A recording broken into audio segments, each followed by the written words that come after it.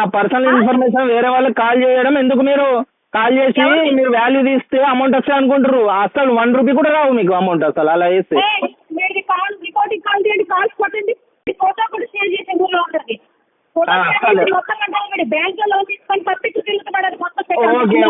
ఓకేనండి. Single rupee కూడా ఇవ్వను. ఇప్పుడు ఏం చేస్తారో చేసుకోరు, అర్థమవుతుందా? మీరు థర్డ్ పర్సన్ కి కాల్ చేస్తే సింగిల్ రూపీ కూడా ఇవ్వను, సింగిల్ రూపీ కూడా ఇవ్వను.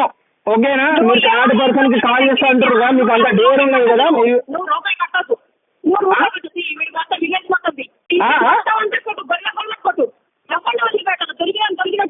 Hi friends, welcome to your get review ఛానల్కి.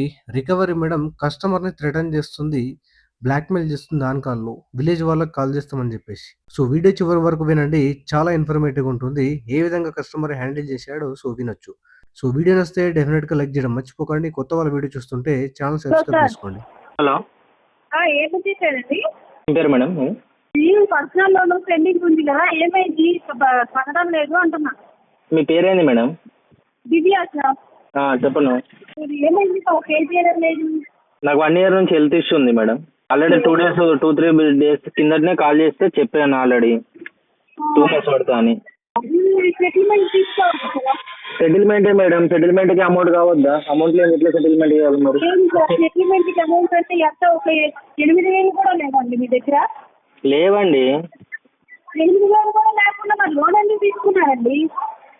అది నీకు అనవసరం అండి. ఇప్పుడు మరి కట్టాల్సింది మాకే కదా సార్ అవసరము. ఎందుకు తీసుకున్నామంటే ఇప్పుడు అవసరం. Madam madam madam madam already ఇంతకు ముందు కంప్లీట్ ఇస్తున్నా, రెస్పెక్ట్ ఇచ్చి మాట్లాడండి, అర్థమైంది? ఇప్పుడు నా దగ్గర సెటిల్మెంట్ కూడా డబ్బులు లేవని చెప్పేస్తున్నారు. డబ్బులు అడ్జస్ట్ చేసుకోవాలి కదా. అదే మరి అడ్జస్ట్ చేసుకుంటా కదా. మరి నాకు 1 year నుంచి హెల్త్ బాగాలేదంటే వర్క్ లేనప్పుడు ఇంకా అమౌంట్ ఎక్కడికి నుంచి వస్తాయి? నాకు హెల్త్కే ఖర్చు అయిపోయినాయి. వచ్చేటి ఉన్నాయని చెప్పాను, వచ్చిన తర్వాత కడతాను కదా. వితౌట్ ఇంట్రెస్ట్ అయితే తీసుకోవట్లేదు కదా, ఇంట్రెస్ట్ తోటి తీసుకుంటారు కదా బ్యాంక్ అయితే. మరి ఇంకెందుకు దాని గురించి మళ్ళీ అనవసరమైన మాటలు మాట్లాడటము? మీరు రిమైండ్ చేయడానికి కాల్ చేశారు, రిమైండ్ చేయండి. ఆల్రెడీ ప్రతి ఒక్కళ్ళు 100 సార్లు ఫోన్ చేసేసరికి ఎందుకు?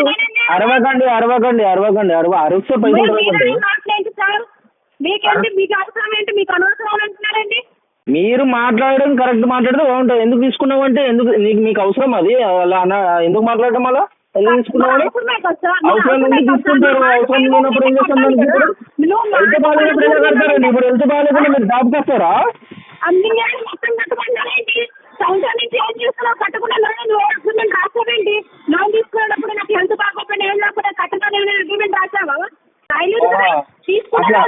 అదే మరి లోన్ కట్టకపోతే కస్టమర్ కి కాల్ చేసి ఇష్టం వచ్చినట్టు తిట్టమని ఏమన్నా మీరు అగ్రిమెంట్ రాశారా? ఎవరు తిట్టారు? మరి ఎందుకు వచ్చిన మాట ఇష్టం వచ్చినట్టు మాట్లాడుతా అంటే నడుస్తుందా? మీరు ఇష్టం వచ్చినట్టు అరుస్తున్నారు కస్టమర్ పైన ఎందుకు అరుస్తున్నారు అంటున్నా. మరి ఇంతకుముందు కూడా కాల్ చేశారు కదా, కాల్ చేశాను, కంప్లైంట్ కూడా పెట్టాను కదా. అనవసరమైన నీతో ఎంతకన్నా ఎవరు మాట్లాడదు, అర్థమైందా? నువ్వు బ్యాంక్ లో మాట్లాడినప్పుడు ఎందుకు మరి ఫోన్ చేయకు? ఎవరు చెప్పారు కట్టాను? ఎవరు చెప్పారు కట్టాను? ఎవరన్నారు? ఇప్పుడు ఎందుకు రాంగ్ స్టేట్మెంట్ చేస్తున్నావు? డబ్బులు లేవన్నానా కట్టా అని చెప్పానా? డబ్బులు లేవని మరి చెప్పేది వినాలి, అడ్జస్ట్ చేసుకోవాలి. ఎవరిని అడగడం అంటే మరి కాల్ చేయడం ఎందుకు? నా పర్సనల్ ఇన్ఫర్మేషన్ వేరే వాళ్ళకి కాల్ చేయడం ఎందుకు? మీరు కాల్ చేసి మీరు వాల్యూ తీస్తే అమౌంట్ వస్తాయి అనుకుంటారు. అసలు 1 రూపీ కూడా రావు మీకు అమౌంట్ అసలు అలా చేస్తే. రికార్డింగ్ కాల్ చేయండి, కాల్స్ కొట్టండి, ఫోటో కూడా షేర్ చేసి ఊళ్ళో ఉంటుంది.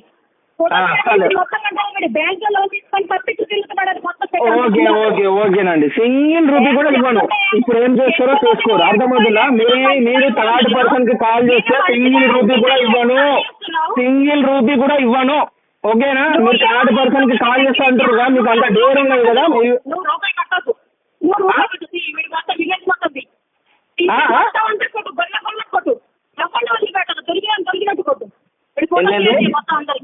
ఏంటండి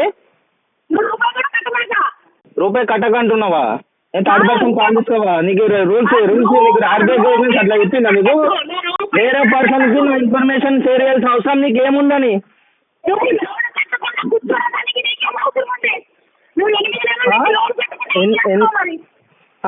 నేనేం చేస్తున్నా అనేది నా దగ్గర రీజన్ ఉంది.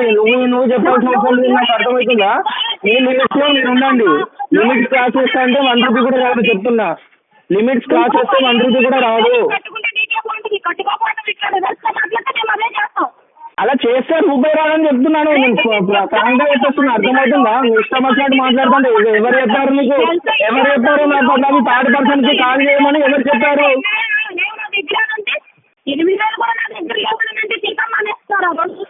అమ్మా ఉంటే మరి నీ దగ్గర అగ్రిమెంట్ రాసిస్తా ఉంటే ఇవ్వు. మరి నా దగ్గర లేవంటున్నావు కదా, నీకు ఆఫ్టర్ కావచ్చు, నాకు పెద్ద అమౌంట్. మరి నా పరిస్థితి ఏం బాగాలేదు, నాకు నువ్వేం చేస్తావు? నువ్వు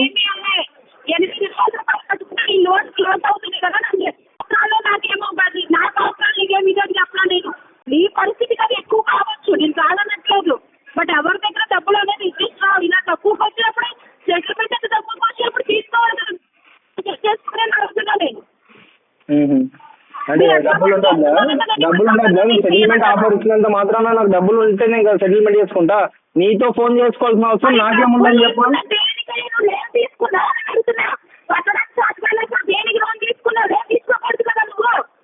పని లేక తీసుకున్నా.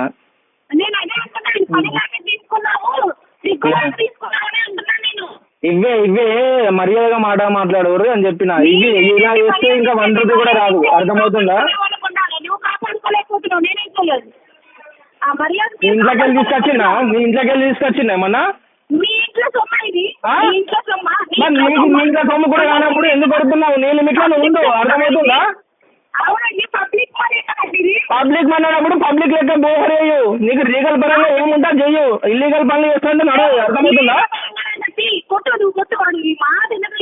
చెప్తే మంచిగా ఏంటి ఎవరైతే కొట్టుపాటకు మొత్తం అందరికి ఫోటో ఉంది కదా, ఫోటో కూడా చేసి మొత్తం వీళ్ళు మంచిగా చెప్తే ఎందుకు ఇంటర్ మొత్తం కొట్టేసి ఇద్దరు నుంచి ఫోన్ వస్తే మాట్లాడుతున్నారు. ఎక్కడికి వెళ్ళి మాట్లాడు ఫోన్ ఎక్కడి నుంచి వచ్చే ఎట్ట మాకు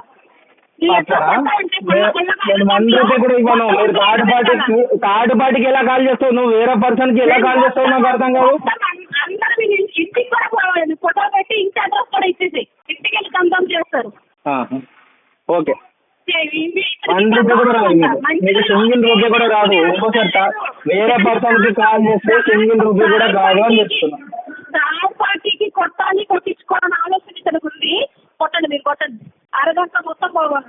మంచిగా చెప్తుండ్రు ఫోటో కూడా తీసి ఒక్కరు కొట్టాడు కొట్టు కూడాలి పోతారు, ఇంటికి పోతారు. నేను మంచిగా చెప్తే అర్థం కావట్లే.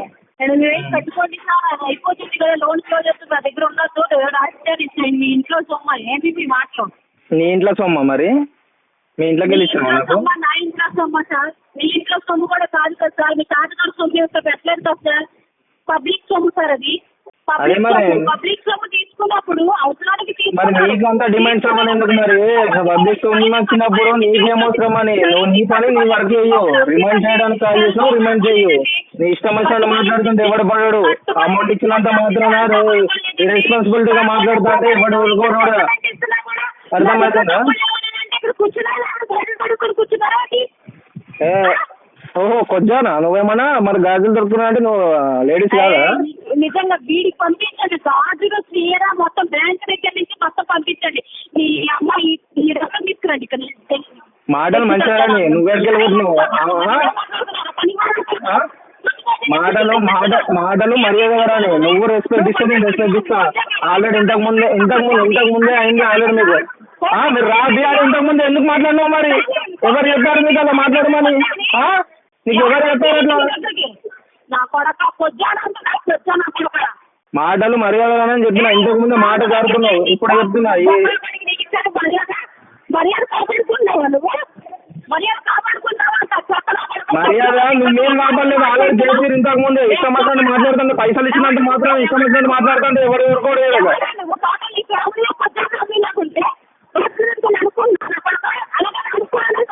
ఎందుకు రేస్ అవుతున్నావు అనవసరంగా? నీకే అంటున్నప్పుడు మరి నాకు పైసలు ఇచ్చినంత మాత్రం ఇష్టం వచ్చినట్టు మాట్లాడుతుంటే ఎవరు ఊరుకుంటారు? నీకు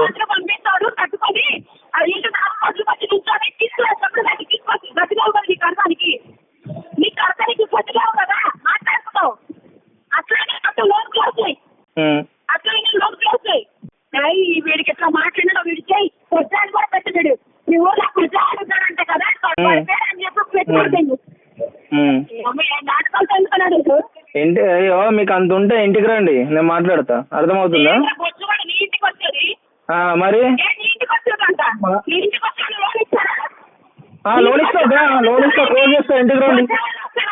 వచ్చేవాళ్ళు వస్తారు.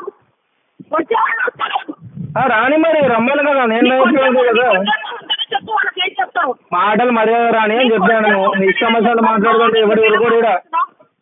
అర్థమవుతుందా? అంతకుముందు నువ్వు మర్యాద మాట్లాడినావా? నువ్వు మరి నువ్వు రెస్పెక్ట్ ఇచ్చి మాట్లాడినావా? నీకు రెస్పెక్ట్ ఇవ్వడానికి అర్థమైందా? మరి తేడాగా ఎందుకు ఫోన్ చేసినావు? నా కొడుకు వద్దు, ఈ మొత్తం మనల్ని ఇది చేస్తున్నాడు కలిసి ఇంటికి పంపించిన కొడుకు కొద్దిగా మనల్ని కూడా కింద పట్టాయి చేసి పెట్టు, ఫోటోస్ పెట్టి వీడు ఇంట్లో మీరు చూడండి ఎక్కడ బజార్లో. ఇక్కడ రికవరీ మేడం ఆర్బీఐ గైడ్లైన్స్ అంటే మర్చిపోయింది, ఫెయిర్ ప్రాక్టీస్ని పక్కన పెట్టింది, కోడ్ ఆఫ్ కండక్ట్ లేదు, ఇవన్నీ మర్చిపోయి లోన్ రికవరీ చేస్తుంది. దాని తర్వాత కస్టమర్ని థ్రెటన్ చేస్తుంది ఆన్ కాల్. పేమెంట్ చేయకపోతే విలేజ్లో అందరికి కాల్ చేస్తాం, నీ ఫోటోలు పంపిస్తాం. ఈ విధంగా ఫెయిర్ ప్రాక్టీస్ పక్కన పెట్టి రికవరీ చేస్తే ఆర్బీఐ కంప్లైంట్ రైజ్ చేయండి. సో ట్విట్టర్లో కంప్లైంట్ రైజ్ చేయండి. సో కంప్లైంట్ రైజ్ చేస్తే మీ కేసులో హరాస్మెంట్ తగ్గే ఛాన్స్ ఉంటుంది. మనీ ఉంటే పే చేయండి. సో పే చేయడానికి ట్రై చేయండి. కావాల్సి మొత్తం లోన్ డిఫాల్ట్ చేయకండి. వీడియో నచ్చితే లైక్ చేయండి ఫ్రెండ్స్. మరిన్ని ఇలాంటి వీడియోస్ కోసం మా యొక్క ఛానల్ సబ్స్క్రైబ్ చేసుకోండి. Thank you.